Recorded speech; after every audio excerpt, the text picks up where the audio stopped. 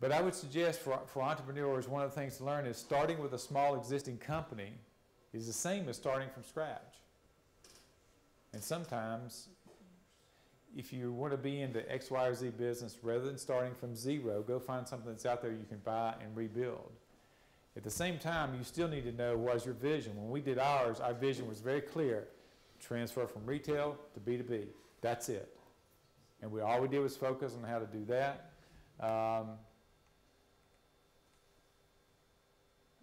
And again, the same thing. It's not about technology. It's about what customers do with technology. Yeah.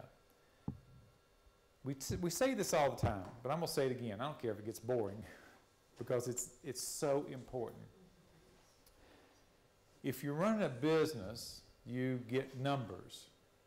You know, you get lots of numbers. You get balance sheets. You get income statements. You get you get your P&L. You get accounting statements. Numbers come in and numbers go out.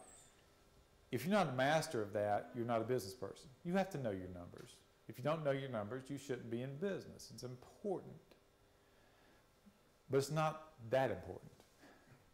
The thing is, you lead to business success from people. You manage two numbers, and that might be a little fuzzy, but if you say I want to go from X revenue to 3X, I'm managing 2 3X. That's the number I'm managing. But the way I get to that is from people. I have to manage technology people and sales people and marketing people and call center people and my IT people. You're managing from all those people to get those numbers to move. And it's amazing how often people mix up those two things as if the balance sheet really meant something for a business, because it really doesn't mean it. It's just a bunch of numbers. So think about businesses from people to numbers. This sounds kind of fruity, doesn't it?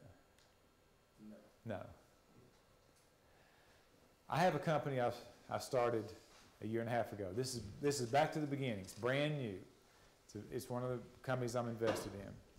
It's a very small company, and in U.S. dollars, it's generating about 23, 24, 25,000 a month. Spending about 5,000 a month more. So it's losing money, has been losing money since we started it.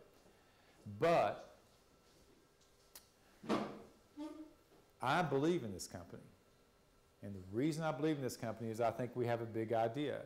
And our big idea is managed marketing and data mining for the masses. Data mining is easily accessible to large-scale and medium-scale entities. But is data mining available to the one-person or two-person, three-person shop? No. So our plan is we're going to bring that marketing data mining to the masses, give big guy tools and capabilities to small businesses, and we're going to hit that sweet spot that we were talking earlier between data analytics, the cloud, and mobility, and create insight delivery.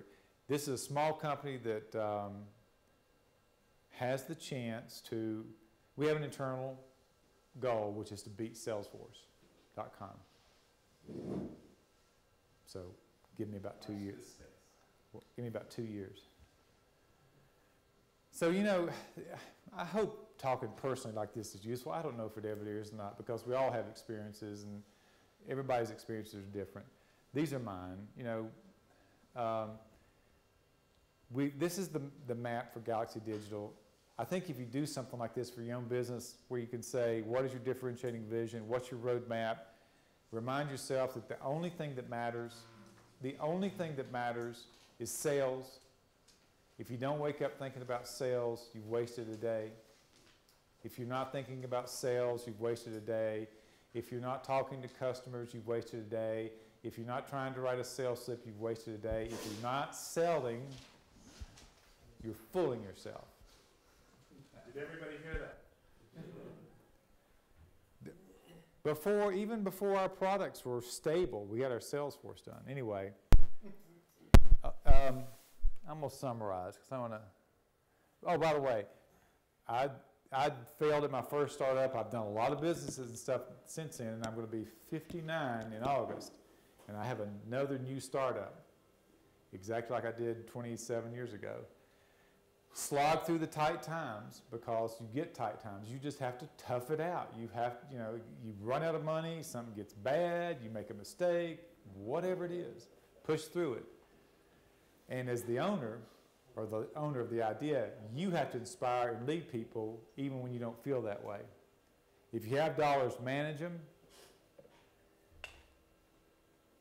Think about that time 2 years from now, 3 years from now, when you're going to do a Series A, 5 million, 10 million or something, and sort of keep that in your mind and keep yourself inspired. I think I've said everything, but I want to repeat one thing. Well, I want a couple things. Spend time with people, don't spend time with technology. Spend time with people in your team. Talk to people, have conversations, listen, hear what people's problems are. Do you see this?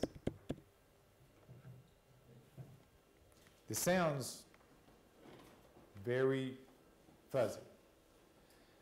But in the world of business that I'm in the world of startups, whatever you give away comes back. Whatever you give away is going to come back to you. How can you explain it, please? I don't think I can. It is important. If you give away power, power comes back to you.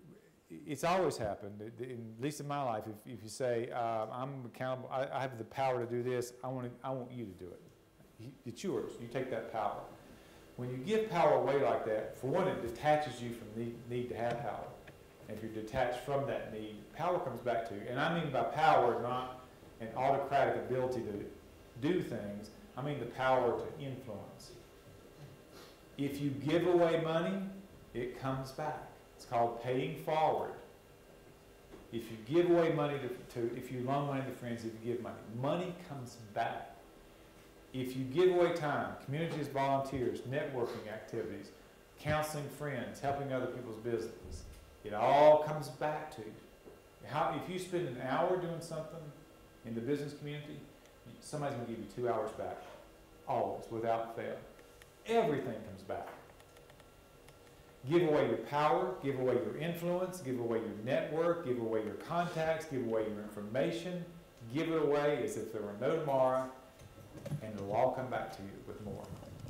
Now that sounds philosophical, but I think it's a sound business principle. And all of you should go to Silicon Valley someday. You have to get on a plane, go to Silicon Valley, take a couple of weeks, go to Stanford and hang around, go to Silicon Valley and hang around, talk to people. Because it is true, absolutely, that failure is a badge of honor.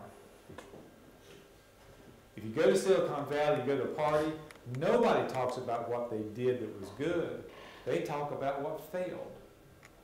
Boy, I really messed that last one up. You know what I did? And they'll tell you the stories of the things that fell apart and the mistakes and the bad things. And it's like they got them on their, look at this failure. This was a good one. And if you put that in your head, really, the biggest badge of honor I have was Image Network. It was glorious failure, great big failure, wonderful failure, and there's been lots more. People are competitive by nature.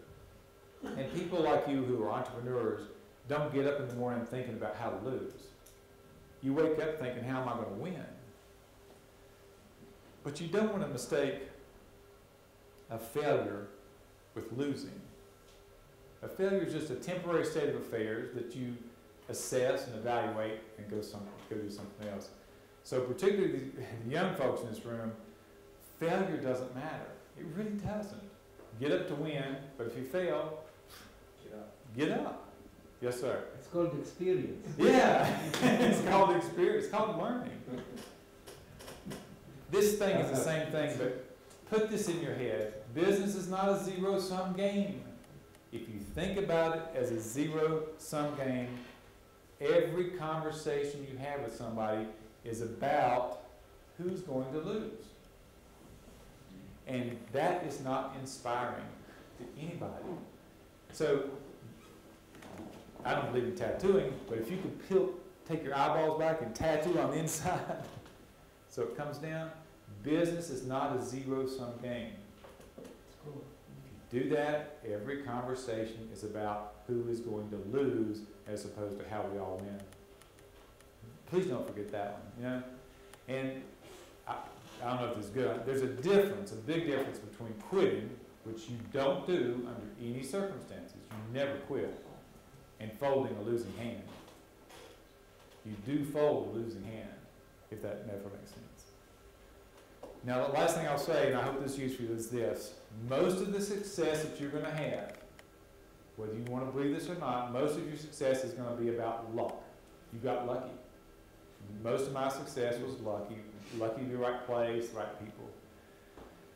Most of your non-success is going to be about bad luck or the absence of luck.